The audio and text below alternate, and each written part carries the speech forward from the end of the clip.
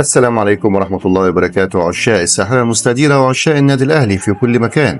لو أنت أول مرة تشاهدنا ما تنساش تشترك بالقناة وتفعل زر الجرس ليصلك كل جديد.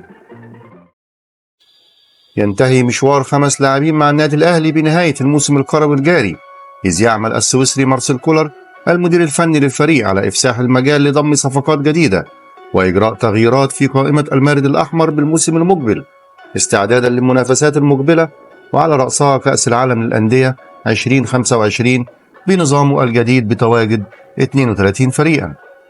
وأصبح هناك خماسي داخل النادي الأهلي حاليا خارج حسابات مارسيل كولر، ما يعني نهاية مشوارهم بقميص المارد الأحمر مع انتهاء الموسم الكروي الجاري، بالإضافة لأن البعض تريد إدارة النادي الاستفادة من ورائهم ماليا في ظل رغبتهم في الخروج من القلعة الحمراء.